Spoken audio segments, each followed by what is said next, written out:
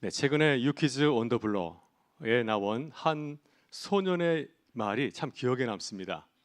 이 아이는 어머니를 심폐소생술로 살린 아이입니다. 초등학교 3학년인데 이제 뉴키즈 원더블럭에 초대받아서 나와서 얘기를 하게 되었는데요.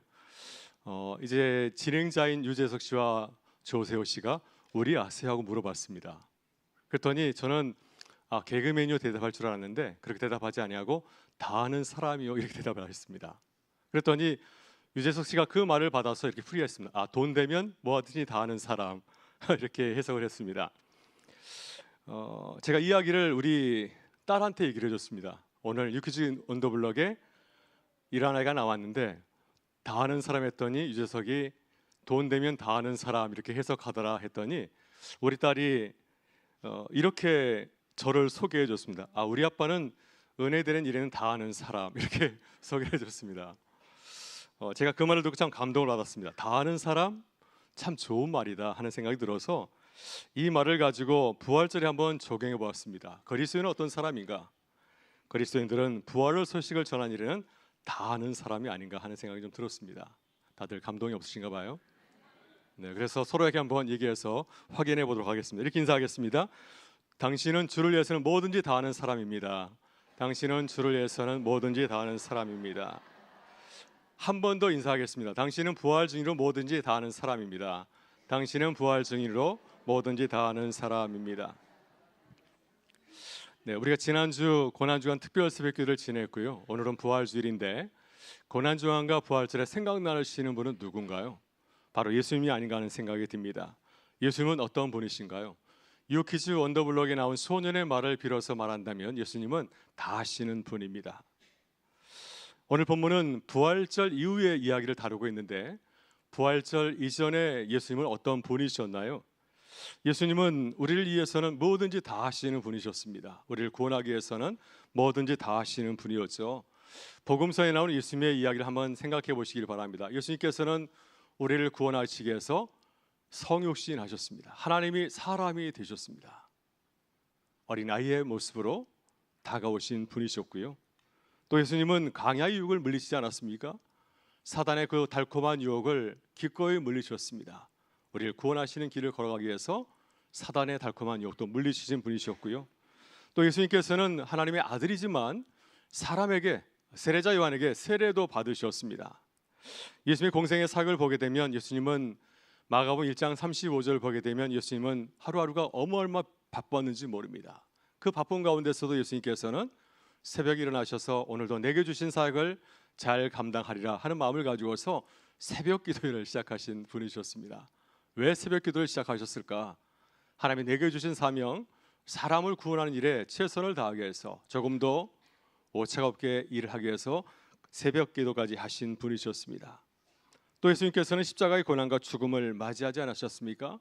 끝까지 그 사명을 가기 위해서 십자가에서 많은 무리가 자신을 놀릴 때, 희롱할 때 십자가에서 내려가지 않으시려고 자신의 힘을 함부로 사용하지 않으시려고 자제하시려고 겟세마네 동산에서 기도까지 하신 분이셨습니다. 십자가에서 얼마나 큰 수모를 다 겪으셨습니까? 그 모든 수모는 자신을 위해서가 아니라 하나님이 내게 주신 사람 구원하는 일, 그 일을 완성하기 위해서 그리 하신 줄 믿습니다. 부활 이후에 예수님의 삶은 어떠신가요? 예수님께서는 정말 제자를 위해서는 뭐든지 다 하시는 분이었습니다.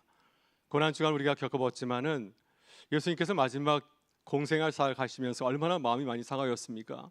제자들은 다 자신을 배반하고 다 가고 또 자신이 최선을 다했던 많은 무리들까지 자신을 바라보면서 십자가에 못 박으라 소리 지르지 않았습니까? 더 이상 저는 뭐가 남아있지 않을 것 같습니다. 부활하신 이후에 내가 속히 떠나리라 이런 마음을 가질 것 같은데 예수님께서 그리하지 아니하시고 제자들을 찾아가셨습니다. 여인들을 찾아가셨고요.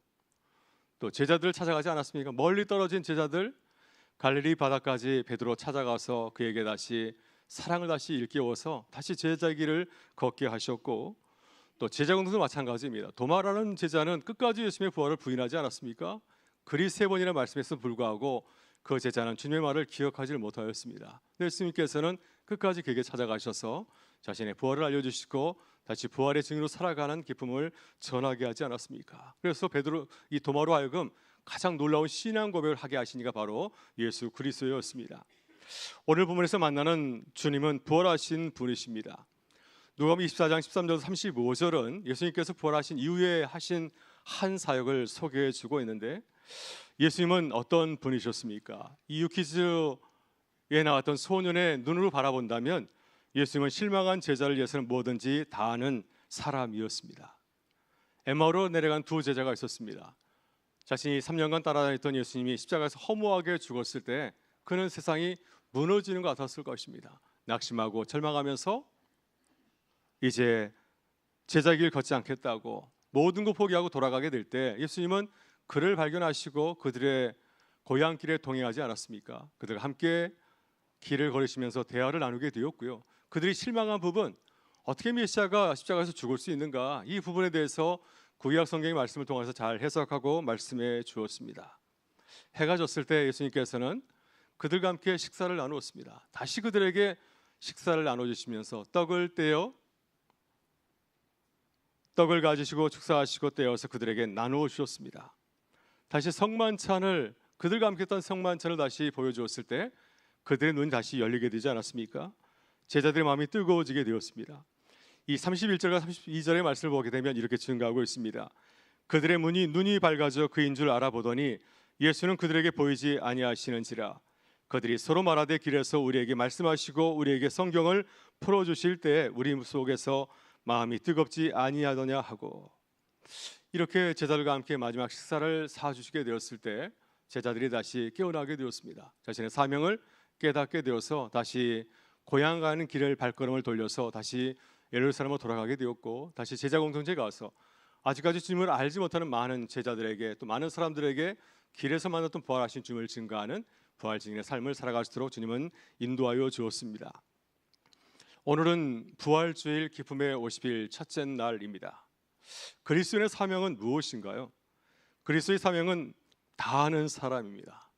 부활하신 이로 살아가기 위해서는 뭐든지 다 아는 사람이 바로 그리스도인 줄 믿습니다. 말씀을 준비하면서 연애 시절이 생각이 났습니다. 연애 시절에 얼마나 바쁜가요? 그렇지만 사랑하는 사람을 만나기 위해서는 뭐든지 다 하지 않습니까? 없는 시간도 만들고 어떻게 하면 만날 수 있을까? 이런저런 핑계를 대면서 만나지 않습니까? 저는 어떻게 하면 아침 일찍 만날 수 있을까 생각해서 새벽 영화관을 같이 끊은 적이 있었습니다. 이렇게 우리가 사랑하는 사람을 위해서는 뭐든지 다 하지 않습니까? 우리가 기쁨의 50일을 통해서 부활의 증인이 되는 일에 최선을 다하면 참 좋겠습니다. 어떻게 하면 내가 부활의 복음을 전할 수 있을까? 주님께서도 부활하신 이후 어떻게 하면 제자들 다시 돌이킬 수 있을까 하는 마음으로 길에 동행하셔서 그들에게 식사도 사주시고 또 그들에게 다시 사명을 일깨워 주셨는데, 우리도 마찬가지로 주님께서 내게 주신 사명을 생각하면서 이 기쁨의 50일을 걸어가게 된다면 주님께서 엠마오로 돌아가던 두 제를 다시 일깨운 것처럼 우리의 삶을 통해서 복음을 전하는 귀한 역사가 일어나게 될 줄 믿습니다. 오늘 부활절 칸타타, 부활절 축하 음악 예배로 모이게 되었습니다. 베델 찬양대, 연합 찬양대가 준비하였는데, 베델 찬양대는 어떠한 찬양대인가요? 우리 베델 찬양대도 뭐든지 다 하는 사람들의 모임입니다. 주를 찬양한 일에는 뭐든지 다 하는 사람들이 모인 찬양대가 바로 우리 베델 찬양대인 줄 믿습니다. 제가 오늘 예배 드리기 전에 오늘 기도하신 집사님과 함께 얘기를 나누면서 얼마나 바쁘셨습니까? 바쁜 가운데 찬양 준비 안 하고 정말 수고 많이 하셨습니다 했더니, 정말 그렇습니다 말한 것이 아니라 당연한 일이죠.